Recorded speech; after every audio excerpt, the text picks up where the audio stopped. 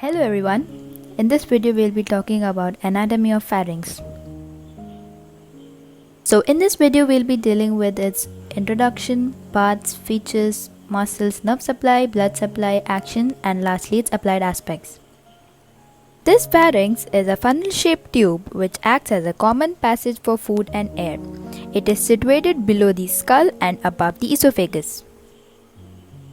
It is divided into three parts, namely nasopharynx, which lies behind the nasal cavity, oropharynx behind the oral cavity, and laryngopharynx behind larynx.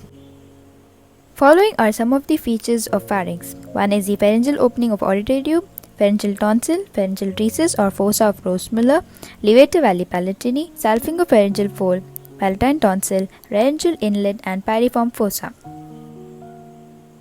Moving on to its muscles, it is of two types. One is the constrictor and the longitudinal muscle. Constrictor muscle consists of superior, middle and inferior constrictor. Inferior constrictor muscle is further divided into thyrropharyngeus and cricopharyngeus muscle. The longitudinal muscle are the stylopharyngeus, palatopharyngeus and salpingopharyngeus.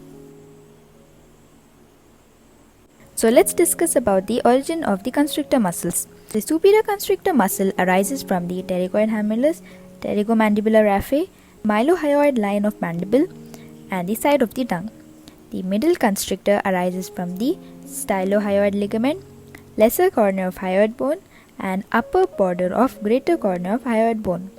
Under inferior constrictor, the thyrropharyngeus muscle arises from the oblique line of the thyroid cartilage, whereas the cricopharyngeus arises from the cricoid cartilage as the name suggests. All the constrictor muscle ultimately insert into the median fibrous raphe. So moving on to the longitudinal muscle, the stylopharyngeus muscle arises from the medial surface of base of the styloid process. As the name suggests, stylopharyngeus from the styloid process. Remember like that. The palatopharyngeus muscle arises as two fasciculi from the upper surface of palatine aponeurosis. The salpingopharyngeus muscle arises from the cartilage of auditory tube. So the longitudinal muscle inserts into the posterior border. This is the anterior and this is the posterior border of thyroid cartilage. So these insert into the posterior border of lamina of thyroid cartilage. Thyroid cartilage is made up of two laminas. So moving on to the nerve supply, all the muscles of pharynx are supplied via cranial root of axillary nerve via pharyngeal plexus, except stylopharyngeus muscle, which is supplied via glossopharyngeal nerve. Nasopharynx is supplied via maxillary nerve, oropharynx via glossopharyngeal nerve, and laryngopharynx via internal laryngeal nerve. So the arterial supply of pharynx is via ascending pharyngeal artery, ascending palatine artery, maxillary artery, tonsillar branch of facial artery, and the lingual artery.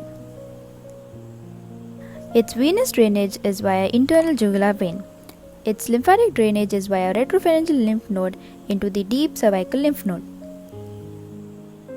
The constrictor muscle contracts itself and helps in swallowing, whereas the longitudinal muscle helps in swallowing by elevating the larynx and shortening the pharynx.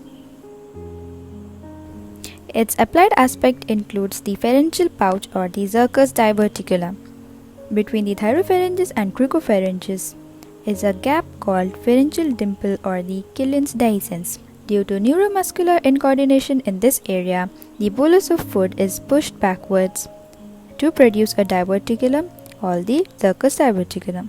Other applied aspect includes dysphagia, which is difficulty in swallowing. So this is it for today. I hope you liked it, and if you did, do like, share and subscribe. See you in the next video. Until then, goodbye.